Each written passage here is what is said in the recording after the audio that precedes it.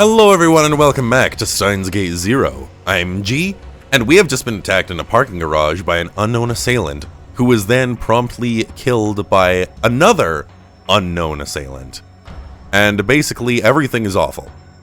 So anyways, let's get started. Afterward, the police took us into custody. We were taken to the police station and questioned until late into the night. The sun was almost about to rise by the time we left. The police took me home in a patrol car. Dr. Leskin and Maho were having the police take them back to their hotel in Waco, so we split up in front of the police station. We never did find out why the man had attacked us. Oh boy! Oh hey! Well shit, if I knew that there was just that one scene left. On to Suzuha. She felt dizzy. That's strange, Suzuha thought. She stopped moving. When she was in the middle of the sidewalk, the other pedestrians looked irritated as they moved around her.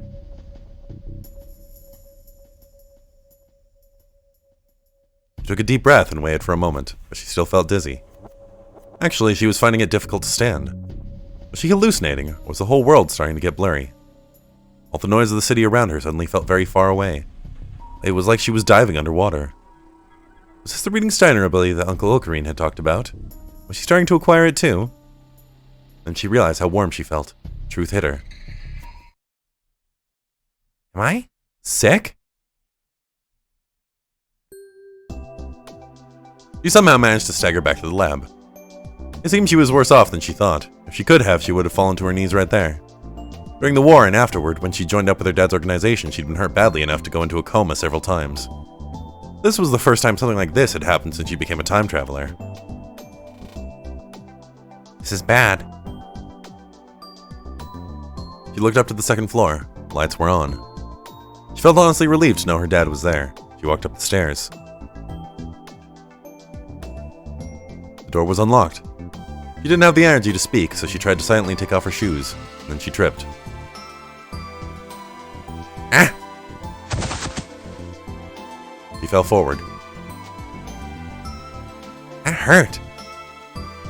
Suzuha? Tara was in the room. Saw her and ran over. You okay? Yeah. She rubbed her knee and tried to stand up, but staggered again and fell into Utaru's arms. What's wrong? Sorry, I'm feeling a little dizzy. Are you not feeling well, Suzuha? Suzu?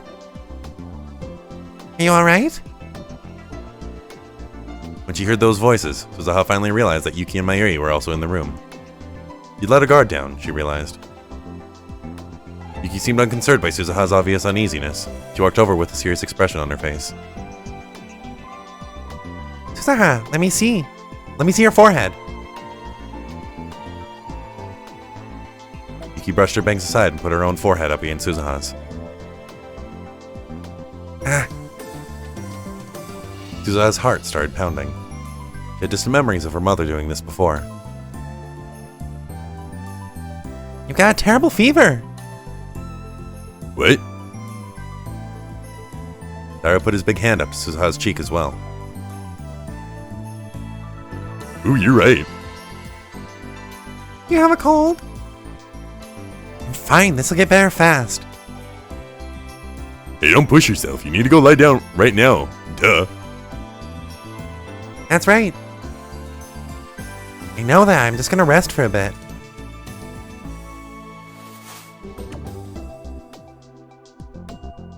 Suzuha used the last of her energy to reach the sofa. She collapsed on top of it and closed her eyes. Calm down, she told herself.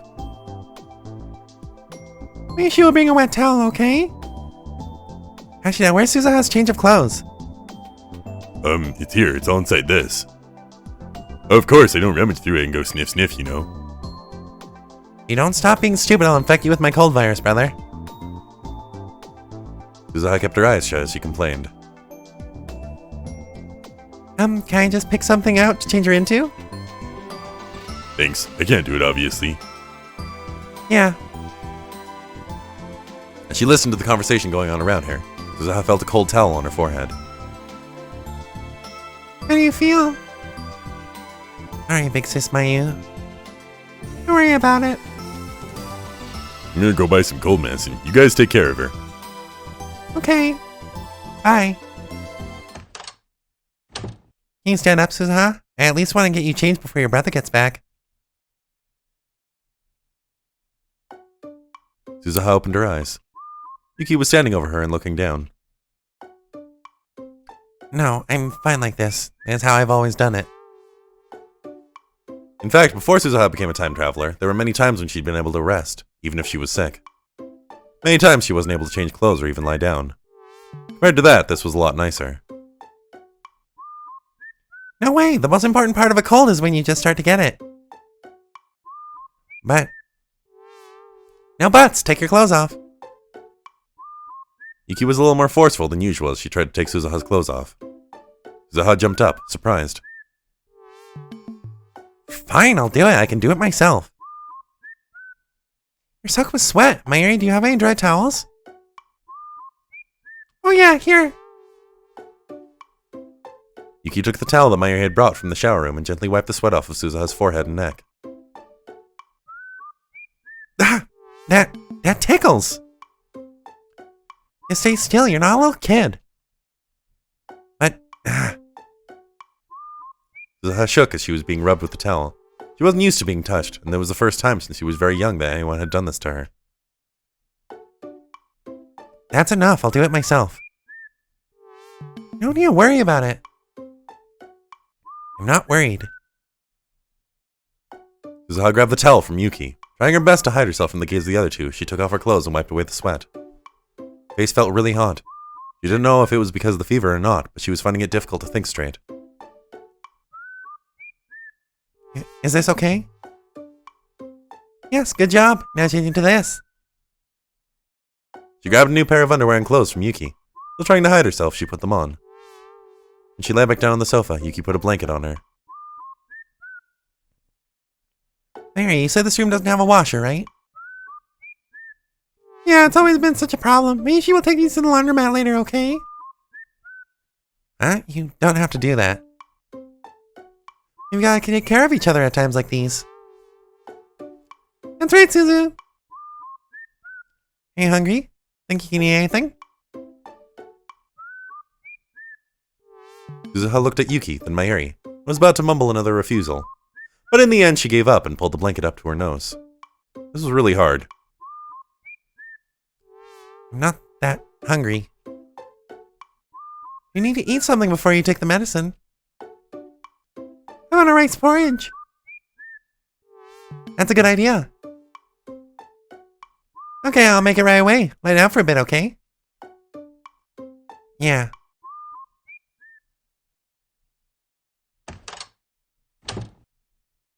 I'm back. Taro came back from the drugstore a while later. I'm so tired. He was really out of breath. He must have gone running there and back. You're only exhausted because you never exercised, she thought to herself. For some reason, the sight of her exhausted father made her happy, and she quickly shook her head. Thanks, Naru. I'm about to make rice porridge. Once she has that, give her the medicine. Okie dokie. Taro walked over to Suzuha as he answered. How are you feeling? Not so good. I guess all that stress caught up with you. I've never actually seen you take a break. This is really pathetic. Maybe I shouldn't stay here. What? I've been getting lazy. You're here, Dad, and Big Sis Mayu is here, and Big Sis Rumi. And at some point, even Mom showed up. Because of that, sometimes I feel like I'm going to forget my mission. It starts to feel like this happy time is going to continue forever. And I find myself thinking that maybe there will never be a war. I start to fantasize about living like a normal girl. And what's wrong with that? When Daru spoke, his face was actually serious for once, and he was looking straight into Suzuha's eyes. It was the face of the father she knew so well, and who was always there for her. You're going to leave this place, and where are you going to go? Well, inside the time machine or something. You know you can't stay in there, right? But You know I can't. Leave my daughter there, right? Dad? For a moment, Suzuha was about to cry.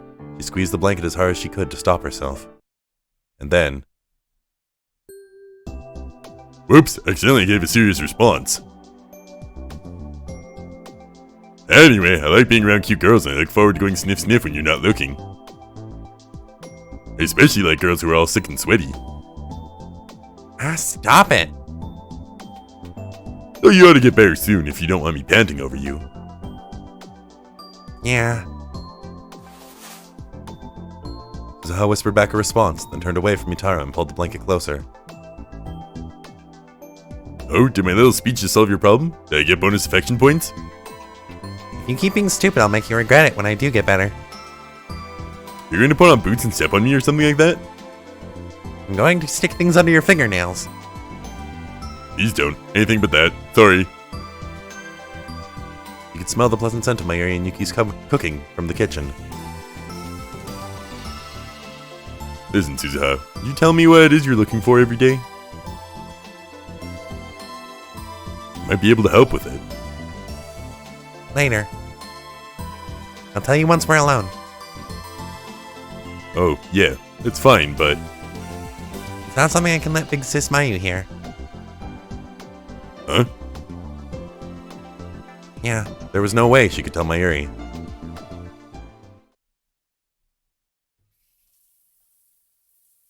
Three days later.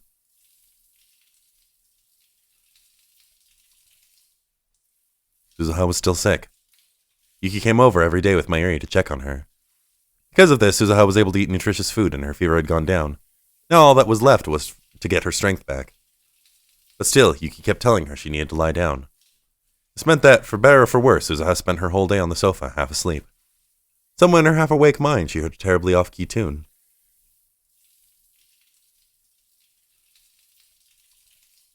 Since she also heard the sound of falling water, it was probably coming from the shower room. What song is this? You know, Mother? Suzuha had heard it when she was very young. Her mother had been singing it, just like she was now. But what exactly the song was about, she just couldn't remember. I need to get up. I can't stay asleep forever. But even when she tried to open her eyes, they just wouldn't move. Her body must have needed more rest. Maybe Yuki was right and she needed to lie down some more.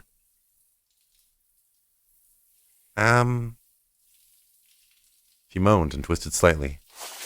When she did, the blanket fell to the floor. She didn't feel like she had the energy to pick it up. Oh. You could sense someone standing up from the desk where Itaru always used the PC. Whoever they were, they came over and put the blanket back on. Smell Big Sis Mayu. Weirdly, Mayuri always smelled good, even when she wasn't using perfume. It was a slightly sweet smell, like a pale white flower. It was the scent that had held her all night, on that distant day in the future when she'd lost her mother. Suzuha pulled her legs inside the blanket and grabbed onto her knees like a baby in the womb. Memories went in and out of her mind as she lay there, half asleep.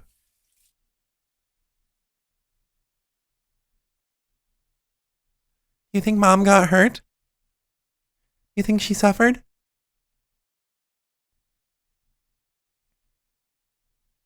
She suddenly remembered what Kaguya said to her after they traveled through time.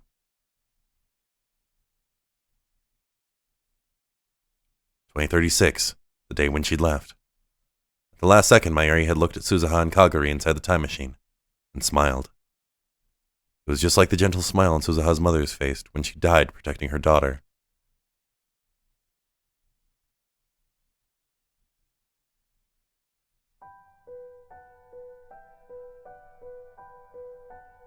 Sulu, did I wake you?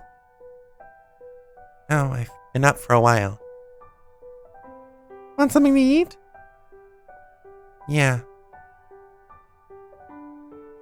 After she said yes, Suzuha snapped back to reality.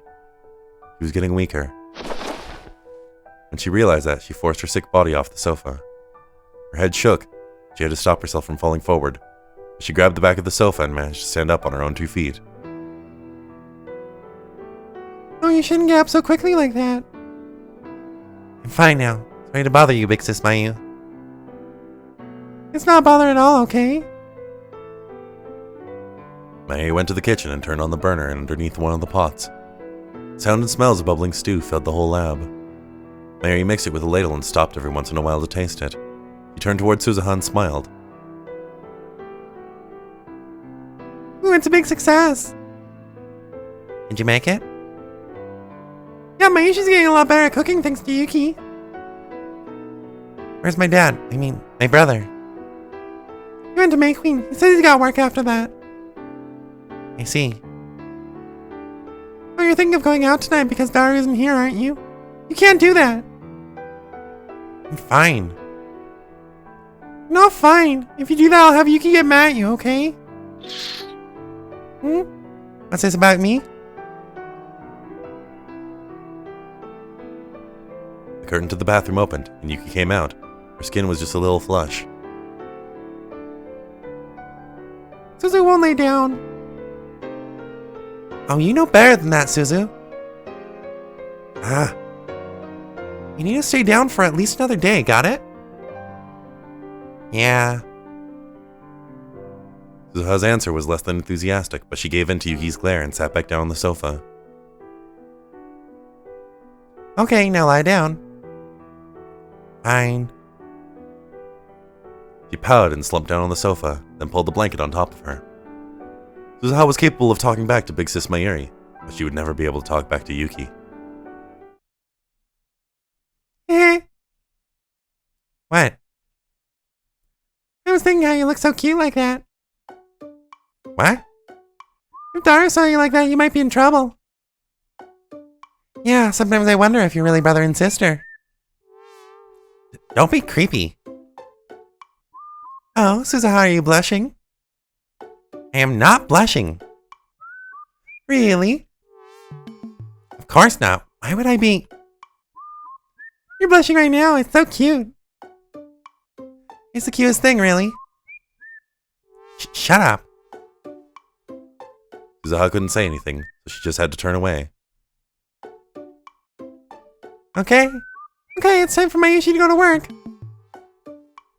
You're not going to have any stew? I'm going to soup. I'm going to stop back here after work. I'll have some then. Okay, I'll make you a salad or something. Have dinner with us, okay? Thanks, Yuki. I'll look forward to it. Mayuri told Suzu one more time that she needed to keep lying down, and left for May Queen Yanyan. Yuki went to the kitchen and added a few seasonings to the stew Mayuri made, then turned off the burner. Alright, Suzuha, you're covered in sweat, right? Want me to wipe you down before we eat? Huh? I told you it's fine. Yuki wanted to do stuff like that every day. And each time Suzuha frantically refused. Even if you can't take a shower, you need to at least keep yourself clean. I ate yesterday and the day before, so it's fine. Not like going out a week or two without doing it will kill you. A week? You can't do that, absolutely not! Yuki hurried into the shower room. Listen, I can do it myself. People who say that never end up doing it themselves. That's not... No! Yuki came back with a bowl filled with hot water and a towel. She could be stubborn when she got this way. Suzuha had learned that well over the past 3 days. Yuki was just like the mother she remembered. She slowly uneasily stood up, and then she took off her top, trying her best not to let Yuki see her skin. You're both girls, so you don't need to be so embarrassed. I don't care, really. Well, at least wash your back, okay? It's fine, I'm not a kid. I don't think you can do it yourself. I said it's fine. Yuki seemed a little shocked, but she quickly handed over the hot wet towel. I'm sorry, some people don't like being touched, right? No, I'm sorry for yelling. I'll leave the hot water on the table, okay? I'm going to get dinner ready. Yuki walked off, dejected. Once Suzuha saw that she was focused on finishing the cooking, she slid behind the curtains into the back part of the room.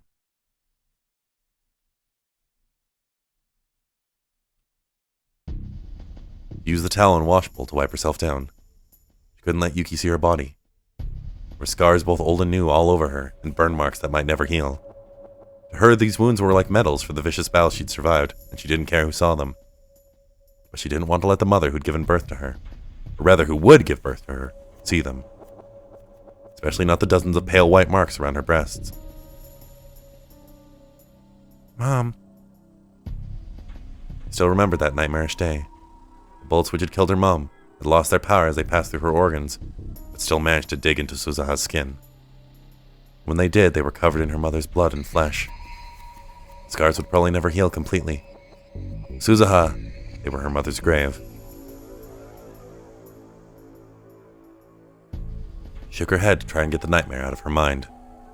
She took her bottoms off too and then wiped herself clean all the way down to her toes. Then she put on a new pair of underwear. It was only after that she finished putting on her newly clean clothes that she felt human again. When she came back, Yuki was putting bowls filled with stew and salad onto the table.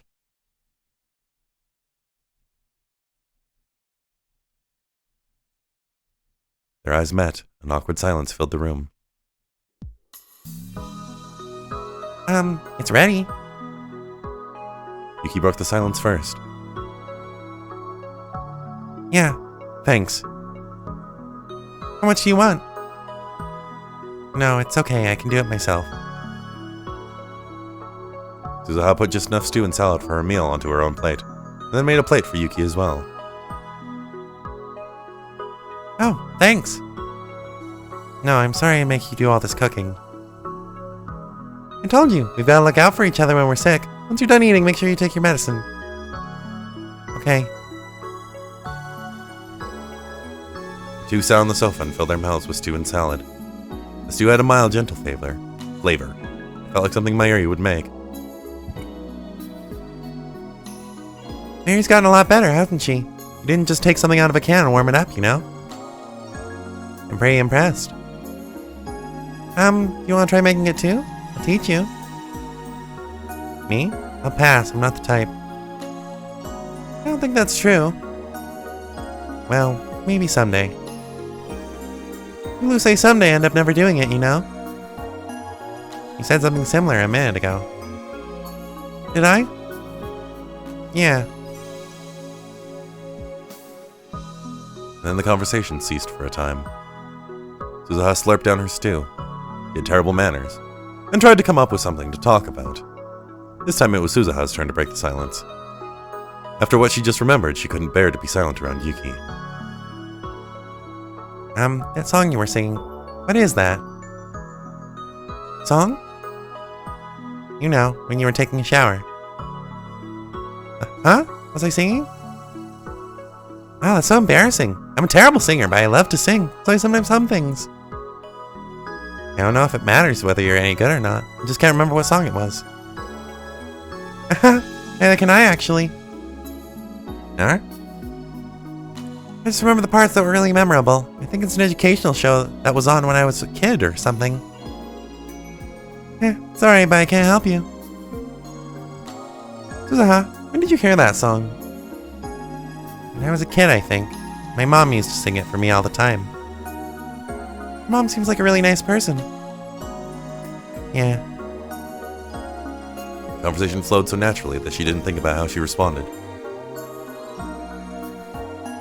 Huh? A second later, she realized what she'd said. Then she stared at her mother. Something wrong?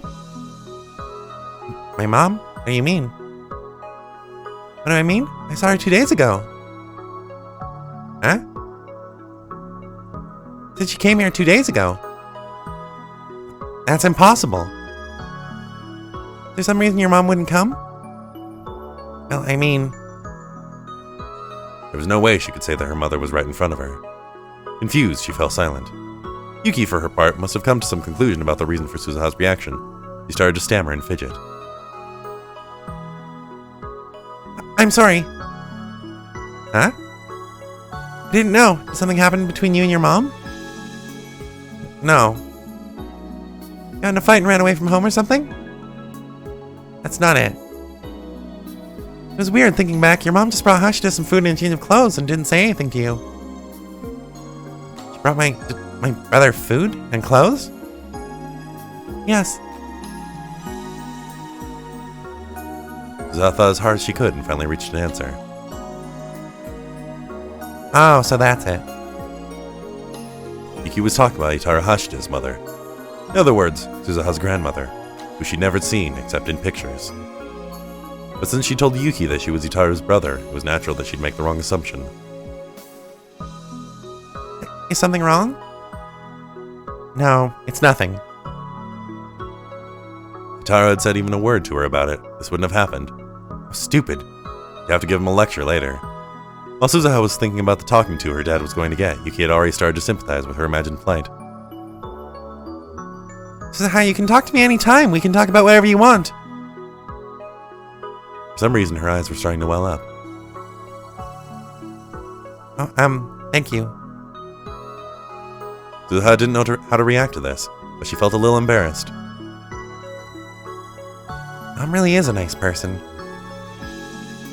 Just like she told Itaru, this place was too comfortable. He was starting to imagine that this life would continue forever. But sending this brief, happy time beyond the horizon of the world line was supposed to be Suzuha's mission. If she didn't, this world would be destroyed.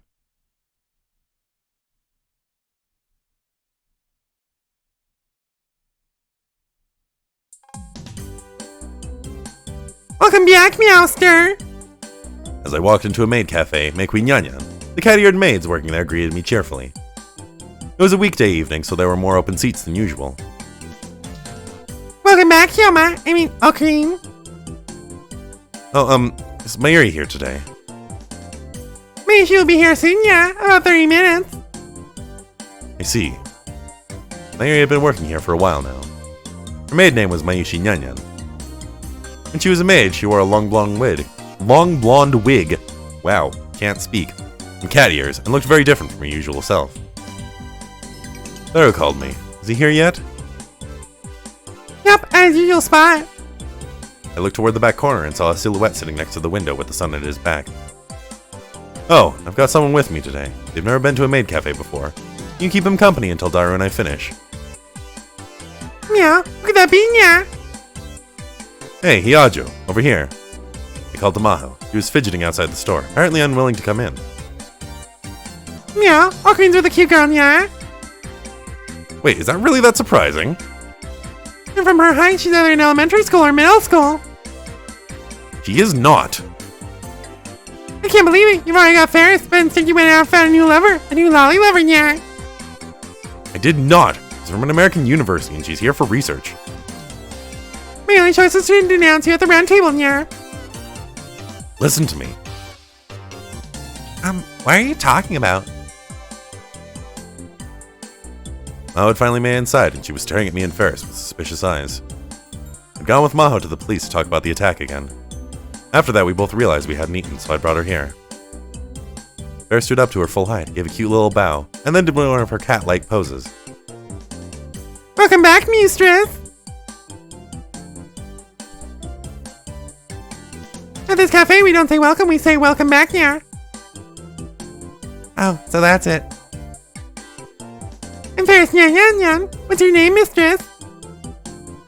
Maho Hiajo. Hiajo, so you're from Okinawa, yeah? Oh, I'm amazed you knew that. You'll always either ask me to repeat it or just get it wrong, but you know it was from Okinawa. Of course, yeah. 3 lives ago, I was the spirit guardian of the land of Paipatiroma, which lies beyond the horizon of the Ryukyu Kingdom, yeah? Huh? That's right, the voices of we spirits were brought to the people by the Noro. I made the kingdom prosper, yeah? But the raging sea gods invaded Paipatiroma, and at last we, I'm sorry, what is she talking about? Oh, it's a special dialect spoken exclusively by the people of Akihabara. Is that right? Yeah, think about it too much and your head will explode. Alright, feels like it's about to explode. Anyway, just wait a minute. I need to talk to my friend over there. I pointed to Dara, and when she saw him by the window, her eyes narrowed.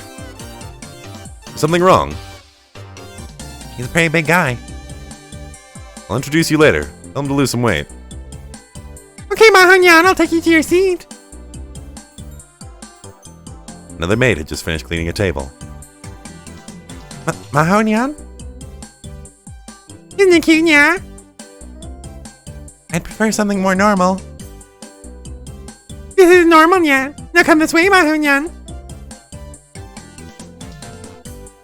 Maho remained dead silent as she was led to a seat near where Daru was sitting. I headed to Daru's table too. I sat across from him and ordered some coffee from a nearby maid. Disappointed in you, Okarine. Normies must explode. Don't say the same thing as Ferris, it's not like that. What do you mean it's not like that? She's a legal lolly. And not only is she really cute, I love how she seems so unrefined, Okarine, you jerk. Don't tell her that, she's scary when she's mad. I glanced over at Maho, who was staring at the menu and trying her best to keep up with Ferris. I told you about her on the phone, right? She was with me when I was attacked. She's Dr. Leskinen's assistant. That stuff doesn't matter. The issue here is that you get to go around with cute girls and I don't. Then go do it, go on a date or something. That's sarcasm. Wow, you really are a jerk, Okarine. It wasn't. Why not ask out Yuki? Wait, you're not telling me you haven't even approached her yet? It's fine. I plan to become a wizard. Hey, that's not a good idea. Suzuha will never be born. I don't have a good comeback for that. You like Yuki, right? Sure, she's pretty and her thighs and the curve of her neck make me pant. Stop it, pervert. Not a pervert, I'm a furry gentleman. I don't care who you are, I'm talking about romance here. Hmm? Daru leaned over the table and sipped his iced tea through a straw. I don't really understand that stuff. Jeez, what are you, a little kid? Is this today's you don't get to talk thread? We stared at one another. He was right. When it came to romance, I didn't really have the right to talk. Well, whatever. This isn't what I wanted to talk to you about. True. Get to it. Yeah, you see, there are two things I wanted to discuss. Here Daru stopped and casually looked around. There weren't many people in the cafe, and thanks to Ferris, there was no one sitting near us. As long as we didn't yell, there was no risk of being overheard. I realized that the old me's habits were coming back. Was it because I'd just gone through something out of a Hollywood movie? First, I wanted you to keep this a secret from Mayuri, but I'm looking for someone. Secret from Mayuri? That's right. Why? Oh well, you know. He seemed reluctant to speak. You've known her since you were kids, right? Does she have any friends named Kaguri? Kaguri? Of course, I didn't know every single one of her friends, but I never heard that name. No, not as far as I know. I forget the name. Were there any girls that she was especially close to? Well, let me see. There's a group of kids she used to play with in elementary school. I told Daru their names. Of course, he knew all her friends since high school. She was especially close to Fubuki and Kaede from her cosplay group, as well as Ferris and the other maids at Make Queen Yanyan. There was also Haruka, even if he wasn't a girl. That's all I can tell you. I don't know much more than you do. Sorry. Oh, that's plenty, thanks. Daru took out his smartphone and wrote down the names of the girls I'd given him. Why don't you ask Mayuri herself? Well, there's some stuff going on. Who is this Kaguri anyway? Why are you looking for her? Daru was unconsciously tapping the table. He seemed to be deciding how best to explain it. Actually, it's not me who's looking for her. Suzuha. Suzuha? Why would she be looking for a friend of Mayuri's? No, wait. If Suzuha was involved, that means Mayuri's future is involved. Is that why she can't tell Mayuri? Yeah. Her name is Kaguri Shina. Sheena? Yup. Relative of Mayuri's or something? No, well, maybe. She's Mayushi's daughter. Oh. You said it so naturally that I almost missed it. I see. Her daughter, huh? Daughter. What does daughter mean again? Daughter. Mayuri's daughter. Mayuri's daughter! Shh, you're too loud. I swallowed my words as best I could. Is that true? Yeah, but not her real daughter, I guess. She was a war orphan that Meishi adopted. A war orphan. Couldn't even imagine what chain of events in the future would bring that about. That sounded a lot like something Mayuri would do. Even in the worst world line, Mayuri would still know the joy of having a child. Maybe it was wrong, but it still made me feel a little better. At the same time, I felt a little worried about whether he could raise a kid. Isn't that weird? Why would Mayuri's daughter be here in this time? He escaped from 2036 along with Suzuha, it looks like. What? When she stopped Nakihabara in 1998 for a mission, they got separated. Suzuha searched as hard as she could, but never found her. So she left her in 1998? I guess someone almost found the time machine while she was searching. She had to jump and leave Kaguri behind. Afterwards, she kept trying to jump forward a few months at a time and look for her, but when she got to the year 2000, she started to run out of fuel. So she jumped to 2010 to fulfill her real mission. I finished the sentence and Daru nodded. But even after coming here, she's still looking. Do you think you could ask Miss Mayu without letting her know what's up? Me? Whether someone around her age came to see her about 10 years ago or something like that. Oh, yeah, sure, I'll ask. If I could find her, I wanted to. Adopt her or not, she was the future Mayuri's daughter. I felt a little guilty about things with Suzuha. I wanted to help if I could. Just then, the maid brought my coffee. As I drank it, I looked over to Maho's seat. Ferris had barely left her alone for an instant. Alright, I'll put a magic spell on your pancakes to make them taste even better, yeah. Magic? Stay with me, Maho-nyan. The world is in danger, yeah. It's a conspiracy, yeah. Can I just eat my pancakes normally? This is normal here, yeah. Yeah, enjoy your pancakes, yeah. Thanks. Oh, Maho-nyan, it's dripping. The honey is dripping. Huh? What? Oh, geez, you're like a little baby. A baby? It looked like they were having a good time. I turned back to Daru. So that's the first one. What's the second? Yeah, I don't know if I should ask you this, but... Oh, come on, man. Maybe I really shouldn't. He just mumbled to himself and didn't say anything. It was rare for Daru to hesitate like this. Come on, out with it. If I don't want to answer, I just won't. Okay, then. His hand went to his smartphone. Huh? Ryan? It's about my secret job, so let's use this. So the secret job of yours. Shh! Daru cut me off and pointed at my phone. Guess he wanted me to use it. Was this something even more secret than what we just talked about? Secret job? You mean you're hacking? Yeah, basically. It's not all illegal stuff, though. I make online systems for manufacturers and banks, build and admin servers, boring things like that. Oh, and I do virus analysis and make security software. There's data recovery, and making new encryption tech, too. Seriously? Like a system engineer? Nothing formal like that. We've got a bit of a reputation. Our group gets jobs from all over the world. I call myself Dash. What's that short for? I can't tell you. Why? I just can't. I don't think I can help you with that. You were close to Kurisumakise, right? Huh? What do you mean? Want some help with her. They had a dead end with this job I'm doing. Job you're doing? What do you mean?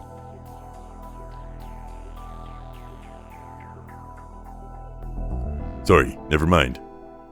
Daru said that to me directly. I was about to put away his phone. Wait. If you stop here, I'm going to be so busy thinking about it that I won't be able to sleep at night. But... Don't worry about me, man. That just makes it worse. Fine. He whispered and sent another message on Rhine. Someone brought in a laptop and a portable hard drive to us a while back.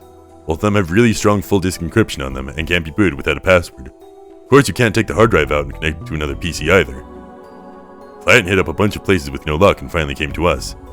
Is the encryption that strong? Never that even full disk encryption can be broken by a pro. Not happening with this one, you know why? We were the ones who made it, baby. Huh? You guys made it? You can't deal with it yourself? I believe that encryption needs to be a poison without an antidote or there's no point. So you don't know how to break the code, even though you made it. Exactly. If we can break it, then other hackers who are just as good as us can break it too, right? That's no good, duh. I see. Don't call me a super hacker. I didn't. What's this got to do with Kursu? Laptop and hard drive belongs to Kirisumakise. What? Kursu's belongings.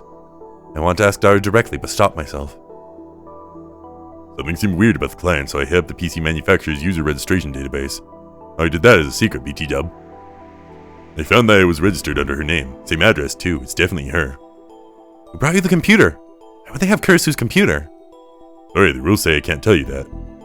Were they Russian? Huh? Nope. Hey, Russia. Nakabachi? No, if it's not, then fine. So what do you want me to do? I want a hint, man. You know any words that Kursu might use for a password? Can't brute force the password, so I have to do it the hard way. I've tried her birthday, graduation, dates, and stuff. Address and phone, too. Not that I can imagine her picking them for a password. Also, any words commonly used in brain science or frequently used in her papers. I've got all that data. Now I'm trying to stuff from her private life. Felt like the grave of someone I cared about was being violated. What kind of words do I associate with Kursu's private life anyway? Gohan and Kamehameha? My fork? Maybe something to do with her dad? I tried to remember more about Kursu, but when I did, I started to think about her last moments. Quickly shut down that train of thought. Sorry, can you give me a little time? I can't come up with anything that quickly. Yeah, Roger. Just tell me if you remember something. I'm not forcing you. If you remember and don't want to tell me, that's fine. Yeah. I sighed and gulped down my cold coffee.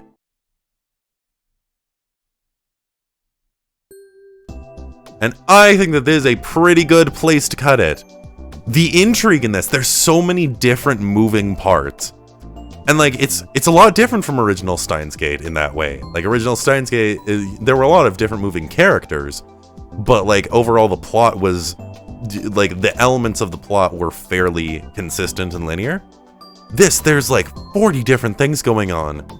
There's the assailant, whoever is getting the assailant, shot the assailant, the Russians, the US investigation, the Japanese coalition, whatever, the arsonists. There's so much going on, and I'm loving it. And I hope you are too. But for now, thank you all so much for following my playthrough of Steins Gate 0, and I'll see you in the next episode. Bye now.